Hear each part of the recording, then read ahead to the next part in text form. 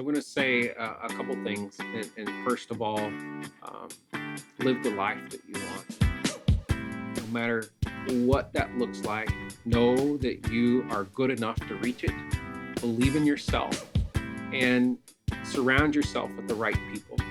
Life is too short to be unhappy and to go every day and do the thing that you hate doing the most. Find the things that you love doing. Find the things that cause you to be excited. Find the things that you know that you're going to leave a legacy behind because you did them. Live the life that you want. Believe in yourself and know that you're good enough to achieve it. These are the words that ended my conversation with Travis Sims, the CEO of Accelerated Global Connections and the very host of this podcast. And his story is a powerful one. My name is Adam Schneider, and I got the honor to flip this podcast around and interview to get to know the man behind that suit. But before we get started, I've got to ask you a question. Have you ever been stuck? Or have you faced a harsh reality with little to no time to adjust? Travis Sims spent years as a successful professional magician. He was committed to one mission: spreading smiles and laughter. It was with his strong practices of clarifying his vision and celebrating his accomplishments that bring us here to this very moment. Celebrating the 1-year anniversary of the amazing company that is Accelerated Global Connections and the great community that is being formed around it. My friends, this is an episode you are not going to want to miss. My name's Travis Sims, and I am the founder and CEO of AGC Accelerated Global Connections. And this is the AGC Experience. Banner season. It's about mailboxes, not inboxes. Building better relationships has never been easier. Using our platform, you can easily send a card and personalized gift to anyone with a simple tap or click. Or, fully automated, stop the digital overload and do something that will mean so much more. Banner season is the easiest way to wow people and the way for you to really get their attention. Develop stronger relationships, increase revenue, and improve your retention. You know you've reached an entirely new level when you inspire customer referrals and you don't have to consistently ask for them. For more information, contact Bo Young at 320-249-1576 or go to betterappreciation.com. Well, hi, everybody. Welcome to the AGC Experience. And you might note, listening out there, that you are hearing a little bit of a different voice today. My name is Adam Schneider, and I'm the producer of this podcast. And it is my absolute distinctive pleasure to be able to host today. We're doing a little bit of a different format, and you'll never guess who the guest is today. That's right. It's the very own CEO of AGC, Mr. Travis Sims. Welcome. Oh, thank you. It's so fun to be on the other side of the mic to give the reins to another person to do the interview. And it's only because it's a special occasion to change from this format, to do something different. But I picked an expert. I mean, I picked somebody that I knew would do this, do it well, and do it with authenticity, to do it with and would care about it. And that's why Adam is hosting today. So thank you, Wow. Adam. Well, I really appreciate the level of trust that you're giving me. I mean, you're basically setting your baby in my hands for the next half hour. And Yes. that's a lot of trust. It But is. this is a special occasion. We are reaching the 1-year anniversary of AGC. How does that feel? To me, it feels monumental. I mean, it feels like this threshold that I've been driving towards all year long. It's a such a huge occasion. There are times where, like any new business, like any 1-year business, that you question not your mission because you know what you're doing is right, but am I doing it in the right ways? And you question about, all right, are we going to make it? Are we going to get there? Most new businesses fail in the first year. And are we going to get there? And we've started to watch how our the company's being built, how our members are reacting, how the community that we're building, and how that it's just starting to curve up. And it's like we're reaching this spot of like we did it, like we're there, and it's just continuing to go from here. So super excited about it. It's a really exciting time. You've got a sold out event in Yes. celebration. I would say that's probably the word of the month for you is to celebrate this accomplishment. Like you said, Yeah. most businesses fail by this time. But let's hit rewind for a moment Okay. because 1 year anniversaries can only occur when you've made the decision to go off and take that courageous first step and Yes. just paint that picture for us. What was going on in your life where you stood up one day and I know you had this idea about this innovative networking opportunity, but there's a difference between having an idea and believing in it and taking the courage Yeah. to have that first step. So just rewind 365 days and paint that picture for us. Okay. Well, I'll first tell you that the rewind happens even further back, and that is that I worked about a year before we ever shared AGC with the world, which means that I was um, visioning it. I was dreaming about it. I was writing about it. I was putting. I made a 1 year plan. I made a 5 year plan. I started vision boarding and task boarding things out. I started bringing in advisors and saying, "What do you think about this?" And doing the what if game. And what if we could do this? And what if we could do that? Until the concept, the what AGC has become was a thing. And then it turned into implementation. And then it turned into, all right, we're rolling this out. We're going for it. We're doing this. And a few things was happening. And it was, I was reaching my ceiling. And I've spent the last, well, previously 14 years in the networking industry. And I had reached my ceiling on, I'd accomplished the highest points that I could foresee myself accomplishing within the structure and within the organization I was in. And it wasn't just self-serving. I was looking at, and I'm a person that's constantly asking myself, are we doing this to the best of our abilities? Is there room for improvement? How is the world changing? How are business owners and salespeople adapting to the new digital world that we live in, and how they're networking and all these things? And I felt like that we could do something better, that we could do something different, that we could serve a demographic of people that wasn't currently being reached. And so we set out on the mission to start AGC.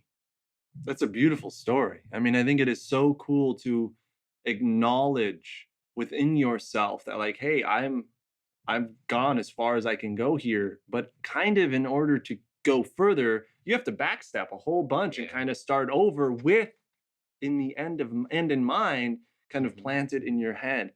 And so visioning, Yeah. like that's a very interesting topic. How has it affected your life on this journey towards now accomplishing the 1 year anniversary? Yeah. Visioning, I think, is so important in your business. It's how you know that you're on path, that you're on mission, that you're uh, in visioning is projecting ahead. Mm. It's like, this is where I want to go. This is where I want to be. This is the life I want to create. And I'm someone that, if you get to know me personally, and this is like really personally, but it's I have a vision board, and it's in our master bedroom. I see it minimum of twice per day. And I've been doing vision boards for, I think, about 12 years now. It's crazy. And there's been things on that board that I knew how I was going to accomplish them. Like, they were a goal. I had a plan for it. And then there were things on my vision board that I have no idea how I'm going to get there, or how I'm going to create them, but I know I want it. And I know I want to do this, and it's important enough to me that I'm going to put it there, and the right things and the right people will show up in my life and in my place to be able to help me hit that vision. And because of that forethought, because of that planning, because of that idea and dreaming and visioning, it's helped me level up in my life. It's helped me become greater than maybe I could have been had I not thought with that visionary mindset. Yeah, I think that's what's so powerful about visioning is what as it's because it's something I practice as well.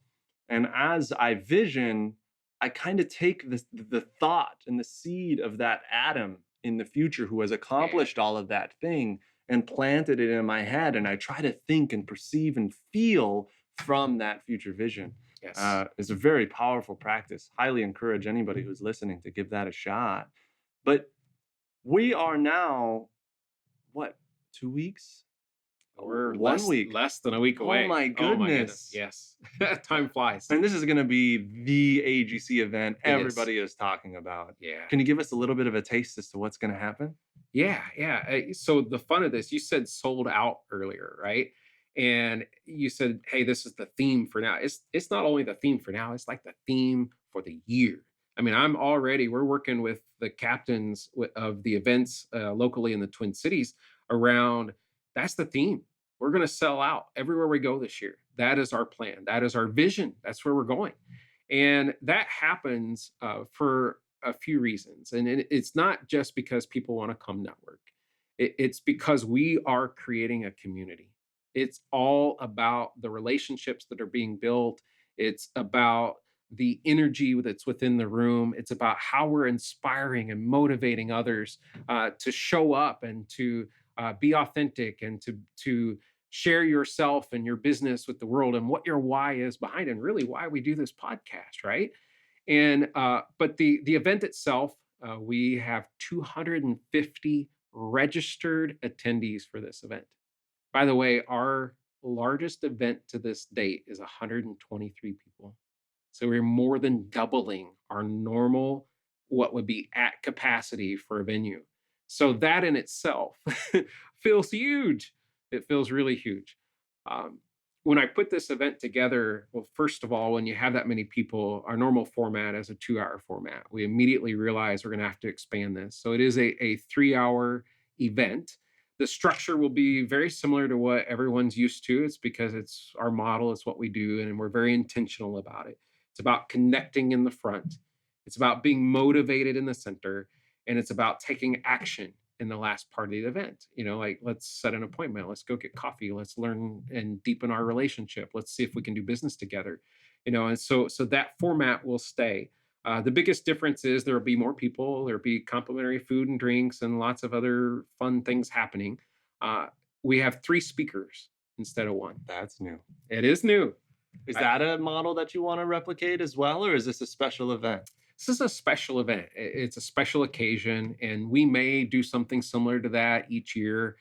We may do that each year, or even maybe for as we launch new regions across the country, as across the world, we might try this format. But I thought it felt like it needed just something a little bit extra edge. I'm always looking about. If I don't know if you've ever read the book The Slight Edge. Nah. Oh, it's a good one. And it's about doing that extra margin, that little attention to detail, that thing that's going to make it great. And one of my favorite parts about the event is the motivation. And they say that motivation, you should do it often, like bathing, right? And so I love that portion of it. It's because I'm learning while I'm at the event, and I'm being motivated and I'm inspired. And if you don't have a team of people around you, if you don't have employees or other board officers that are providing that to you, if you're an entrepreneur, if you're a solopreneur, you need to get it somewhere. And we hope that AGC is the place that you get it. So we three speakers. Super excited about them.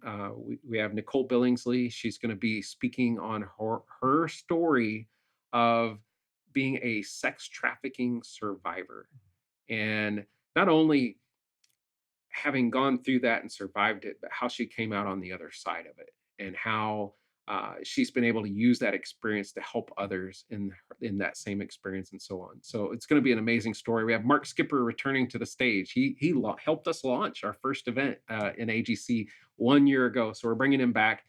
This time he's going to be speaking about releasing worry and releasing fear from your life. And they say 99% of the fears that we envision will never happen, right? So it's the 1% we're all scared about, though. So he's going to help us with that. And then our last speaker is Teresa Rose, and she is a professional. She is a motivational speaker, and she's a comedian. So it's going to be fun. And that's how we're going to close out the event. before we go right back into that action portion. Yeah, when I think of fear, one of the people who I work with and collaborate with defines fear as an acronym: false emotions appearing as real. And I Yes, think that is so absolutely. apparent. And in this journey for you, I mean, I'm sure there have been moments of fear and there Yeah. have been moments of triumph and moments to celebrate. And I think Yes. what you've accomplished is nothing short of, I mean, you're the fastest growing organization in the Twin Cities for Yeah. networking. Yeah. Yeah, and it's because you envisioned it, right? Like, I did. there's a lot going on there that's really, really exciting. And you started now. You shared a little bit with this with me earlier, but you started as a magician Yeah. and you hit a point to where you had no choice Mhm. to change your careers. And so I'm very, very, very curious. Why do you believe the bridge from being a magician to being a networking influencer was so seamless for you? Oh, that's a great question, and I found that my experience as a magician helped me in networking immediately. It was because it took away the fear. Most people's biggest fear, the number one fear projected in the world, that if you ask anyone, they will often say is public speaking. It's sitting in front of this microphone or being on stage is the number one fear, even more so than death, which is crazy to me, but it is a real thing, and I didn't have that fear. I had the natural ability to be able to go and command the stage because I'd been on stages and performing since I was 7 years old, and I just there was no fear of speaking. There was no fear of being in front of people. There was no fear of being on stage, and having done so many years of entertaining, it helped me understand how to relate to people. And my mission in the world of magic was spread smiles and laughter. I realized that people don't remember. Like if you went to see a magician and you went to see this performer and you came to me and you shared with me, "Oh, it was awesome. It was great. It was amazing." I'd say, "So who did you see?" And they go, "Oh, hang on, well, I can't remember the name, right? I can't remember who it was, but it was great." "Oh, well, tell me about some of the illusions. What did they do?" "Oh, there's this thing with a box and there was a saw and I don't know, but it was great." It's not they don't remember who they saw. They don't remember the things that they saw. What they remember is how they felt. Mm. That's what made all the difference. And so bridging from entertainment to networking and helping others, I carried those insights and that experience into what I do in networking. That was a remarkable answer. There was a lot of wisdom in that. And so, give us a little bit of a glimpse behind the curtain. When you're at a networking event, what's going on in your head? What is it that you're trying to do and convey, and what is the things that you're trying to reach for and strive for? For me, within an event, so first of all, this may be a surprise to some that are listening or watching, and that is that I'm an introvert. I know that sounds crazy, especially when I just shared that I have no trouble being on stage or talking in front of a microphone. And one to one is very easy for me. But navigating a room full of people, and we have some big rooms. I mean, we're talking about 250 people coming next week. That I created an organization where I have to navigate a room with all these people, and it makes me nervous. It makes me really nervous. And so, I, at an event, if you see me at an AGC event, I'm usually on the outside of the event. And my focus is making sure that you're having a good experience from every detail, from the moment you walk in the door and you walk up the red carpet, how you're greeted at the table, how you're signed in electronically and not on paper, how that you're then received from that welcome table to the now it's time to get your name tag, and it's specific to your industry. It's not just any name tag; it's made for you. And how that person then takes you and introduces you to someone, or we're giving you some type of activity to participate in that's going to facilitate you around the room. And my focus within that room is connecting others. There's no greater joy I have out of this entire world than connecting two people that are going to make an impact for one another. whether that's they're going to be able to do business, or they're going to be able to refer each other, or they're going to build a relationship, or they're going to up each other's game by sharing words of wisdom, whatever that is. There's no bigger enjoyment for me than connecting those people. So that's really the things that are going through my mind. I love seeing the buzz. So if I'm standing on the outside and I'm looking around, the buzz of the conversation is the biggest joy for me. I think one of the words of wisdom that you just shared is in a lot of ways, you're connecting people in such a way that there's no expectation. Yeah. And that's essential in any relationship. I learned that certainly the hard way as a young entrepreneur, Yes. learning and growing and learning and growing. But that's what these networking organizations are for. Yeah. Is to teach you what proper networking looks like, not just for your business, but for your personal well-being. I think that's Yeah. really important. I wanna expand on that just a little bit. Yeah, great. And I was teaching a class earlier this week, our business networking 101 workshop. And one of the things that is built within that class is why are you networking? And it's people think that when you go to a networking event that you're there to sell something, Mm. right? And if you've never networked before, or you're new to networking, they don't teach this in college, and everyone thinks you go to networking to sell. And the problem with that is that if I could ask an entire room of people, I'd say, how many of you came here with something to sell today? And everyone raises their hands. We all have something to sell. But if I asked you the question, how many of you came here to buy something today? No No one one's would, raising their yeah, they're hands. not raising their hands for that, right? No one came to buy. So there's this networking disconnect of people came to sell, but no one came to buy.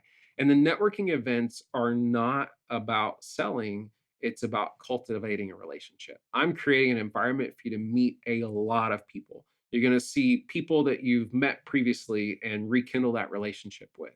You're going to meet brand new people for the first time. But it's what happens after this event that makes all the difference. We're just creating an opportunity for you to connect, to start the relationship, and then to take it where it's going to go from there. Let's rewind a little bit back to this Okay. fear component Sure. because I don't know very many 7-year-olds who just hop on a stage, start performing magic. And I was a middle school teacher, right? So I Yeah. dealt with Yeah. people, not necessarily 7, but a little bit older. And whenever that happened, I mean, it was panic attack time. Yeah. And especially as an introvert Mhm. who also now doesn't really have this, where did you get it? How did that happen in such a young 7-year-old? Is it because your family was so large? What do you give credit to for that? That it's fun that you asked that question. I don't think I've ever been asked that question in an interview before. You're welcome. And this is why I chose you. You asked those type of questions, which is awesome. Uh, so few places. First of all, I come from a long line of entertainers. Oh, really? Yeah, I have grandparents and uncles and aunts and parents and brothers and sisters. They're all entertainers. Specifically, they're musicians. Okay, Oh. and so I have a great uncle who played on the Grand Ole Opry. My dad and mom, and my dad plays country music, guitar, still to this day. My mom would accompany him a lot.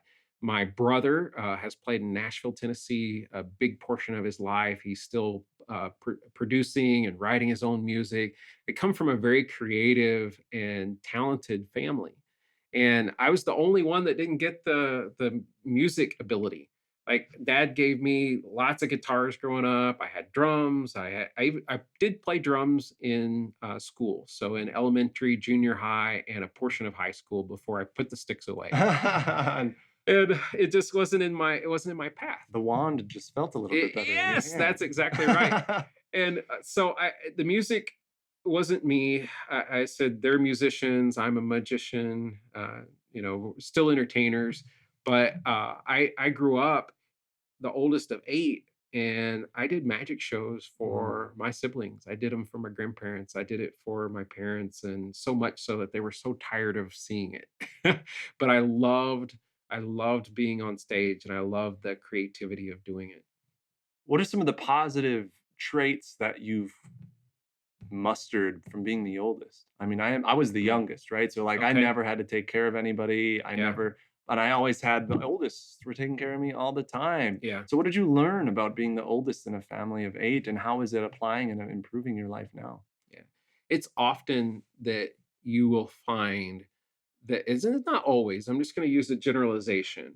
And the generalization is that it's often that if you find a business owner, they're often the firstborn in their Interesting. line of siblings. And that's something that I've discovered. It is probably in some books somewhere. I can't tell you exactly where, but it's something that I've discovered as I'm naturally just talking with people and I recognize a natural born leader or somebody who's just having huge successes. I'll ask them naturally about their family and siblings and this and that.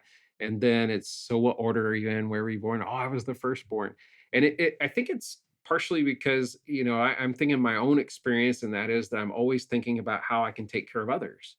And I think that that translates into how we built the AGC events, because I'm always thinking, even to the finest detail of how you walk in the door, how you're received, to what your experience is all the way throughout, because I'm concerned about taking care of you and making sure you have a good experience. And I grew up with the being the oldest of eight in a very small country town, and there we were. It wasn't we wasn't poor. We were just middle class. And when you have a family of eight kids and two adults, that's 10 in a household, and there was not a lot of money left or over at the end of the month. And it was a big deal just to go to McDonald's. I mean, we didn't get to go and do big vacations and things like that. And so I entertained and I took care of my siblings and my family, and it's just helped mold who I've become. I think that's so cool. My family dynamics were so different, and I think it's always so fun for me to dive into the childhood experiences, Yeah. specifically to see like how is this wonderful human being I'm sitting next to opened up over time. And so you mentioned a word in that explanation that I think is a really prominent word, and that word is leadership. And as a CEO of a rising organization that has incredible goals to become international and worldwide, I really want to dive into what that word means to you. So what does it mean to be an effective, efficient leader? I think leadership starts with listening. I also think leadership is an understanding that you can't do it alone. Mm, That I know that there are certain things that I'm really great at, that I love doing, that are natural to me, and that's where I'm really working within, I guess, what makes me who I am, or the successes that I can create. But it's also surrounding myself with other leaders that are really good at this thing. They're really good at that. Like, I didn't try to produce the podcast on my own because it's not something I do. I'm not an expert in it. I don't have the experience in it. And I sought out the professional in that. And so a leader recognizes that, and a leader puts the right people in the right places. We talked about visionary and being having vision at the beginning of this podcast, and I think a leader has a bigger vision. They want to do better than the status quo. I never get up in the morning and say, I just want to do the minimum today. Just never comes for me. I just want to be mediocre. It's not going to happen, right? I get up every day and I strive for excellence in everything I do. And that's whether I'm on this podcast with you, that's whether I'm at an AGC event, or I'm helping someone in just a face-to-face, one-to-one type conversation. I'm bringing my best self and thinking about what's possible, and not what could slow us down, but what could speed us up, and looking ahead and trying to map out where we're headed. A good leader. I'm going to sum it up with this analogy. The leader of the lumberjacks is the person that climbs to the tallest tree and looks out and yells down to everyone else and go, "We're going this way. We're going that way," and points in the right direction. And everyone follows. If the leader of an organization, a company, or anything else yells down and says, "We're going this way," and everyone looks in the opposite direction, it's not the leader. Okay. And I say that because the leader has the foresight to be able to look out and see the tallest trees, to see the healthiest lumber beyond what's in the forest. Because at the ground level, we're just looking at the forest, we're just seeing the trees, but we're not looking ahead at the greatness that is yet to come. And that's leadership for me. So it involves a sense of elevated perspective, it Yes. seems. So how do you then, as a leader, cultivate that? What are your personal practices that you embrace to do the improvement, to do that elevating thinking so that you can show up with the most leadership possible? Yeah. Well, first of all, a good leader also understands that although, because it's easy for us to get our head in the clouds. It Always. just Yeah. is. I'm a huge dreamer. Matter of fact, I had bigger goals and visions for AGC in year one than what we accomplished. About halfway through the year, I had to reevaluate. I had to look at and go, okay, Travis, your vision and dreams were so big that they were just unrealistic. They were unattainable. And I had to readjust. And I look back a year ago and what we've created today, and I am so proud of what we've done. I feel so accomplished with what we've done, even if it's not what I thought it would be in 1 year. But I know I'm on the right path and I know that we're headed in the right direction. And I know that what I've dreamed about will come and it'll come in year two. And that's okay. I'm good with that. And so, what do I do? I do lots of things. I have meditation, I have the vision board, I work with experts like hypnotherapy, I work with uh, someone that does the Chinese calendar and helps me map out my year. I work with a business coach. I'm consistently surrounding myself with people that I think are better than me. Mm. Because if you're looking at and if you're watching or listening and you're looking at your own business and your own company, this is why it's important when you're networking up. You're networking with people that you think are better than you. If you're the smartest person in the room, if you have the most money in the room, if you are the most successful in the room, you're in the wrong room because there's nothing for you to level up to. There's no one for you to gain experience from. You need to be networking in rooms and you need to surround yourself with people that you think are better than you. And it's how you scale your company up. It's how you scale your organization up. So whenever I was selecting our leaders within the organization, I didn't select people that I thought would just say yes. I didn't select people that I thought, oh, they'll do this because they have the extra time. I selected people that I thought might say no to me. I selected people that I thought were better than me, people that I knew were really good in this area or this detail, because I knew they would help take the organization up and in the right direction. They wasn't just going to be yes people to me. They might tell me no once in a while. They might say, why do you want to do it that way? They might challenge my thinking and help me explain the why behind this is the direction I want to go. And do you agree? So network up, level up, surround yourself with people where you're going up. Great quality words right there. Sincerely, I think there's a lot, and specifically in the networking world, I think there's a lot of people who forget that. And when they start showing up to networking, they're not viewing it in that way. And then they get impatient. And then they stop networking and they start Yeah. feeling like they need to give up. And then they're overcome by failure and all of those other things. So, my immediate next question for you would be, to those people who are feeling impatience, what can you do? How can you ensure that you go on the right path? Yeah. Yeah, quality is important, as we explained, networking up. So make sure you're in the right rooms, that it's fitting your schedule in the right way, that you are taking that experience, because most people go to a networking uh, event, no matter what the organization is, and they leave with a fistful of cards That's with right. all these people that they've met. And we're great at filling rooms of regularly with 100 people in a room and 250 for our 1 year anniversary. But people come because they see those big rooms, because they see all those people. But the true reward in the event are the 3 people that make the most for you, that make the most for your business, that you're able to impact each other the most.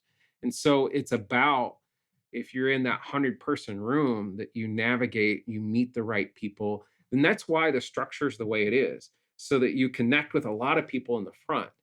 You have time to think and ponder and be motivated and inspired in the middle. But then now we're going back to the action portion at the end, so that you can reconnect with the people that you think, I think I might have some synergy here. I think we might be able to impact one another. I think we might be able to help one another. Could we take this conversation to the next level? Could we get a coffee meeting? Could we do a face-to-face meeting elsewhere? So it's about what happens next that makes the difference. That is all in alignment with everything you've said so far as a practitioner, as the person who is doing that on their very own level with this wonderful business. And so we are just about out of time here, and it's such an honor for me to even get to be the one to say that. But I've got one final question that I think would be excellent to wrap up on. And it's a simple question, but to the people who are listening to this, what are some words of wisdom just about life, about anything that you feel inspired to share with them that would contribute to their life? So I'm going to say a couple things. And first of all, live the life that you want. No matter what that looks like, know that you are good enough to reach it. Believe in yourself and surround yourself with the right people. Life is too short to be unhappy and to go every day and do the thing that you hate doing the most. Find the things that you love doing. Find the things that cause you to be excited. Find the things that you know that you're going to leave a legacy behind because you did them. Find the things, because when you're, if you're at a hospital, if you're at the funeral, people are going to talk about how you impacted their lives. They won't say Travis started AGC and he, the company's great. They'll say, wow, look what was created because of the company, right? Look what was created because of the organization. Look how it impacted this person and how we were able to make a difference with our donations and the things that we did. That's what they'll talk about. It won't be the thing that I did. It'll be the thing that I helped create. And so surround yourself with the right people, do what you love, and do it with excellence. Just continually plunge ahead and make it continue to do better. Great. You heard it from the man himself. Be excellent out there. Hey, thanks for listening to the AGC Experience. It has been my absolute pleasure hosting this experience with the Honorable Travis Sims today. But I got to say, as a producer, as the person who's behind the scenes of this podcast, my friends, subscribing to this podcast, if you found enjoyment in it, does absolutely wonderful things for helping this organization grow. In addition to subscribing, if you've really enjoyed it, go ahead and leave a review too. This helps with the rankings, and it's a really great thing to do. But other than that, we're all wishing you well out there, and thanks for listening. Share it with a friend, and we'll talk soon.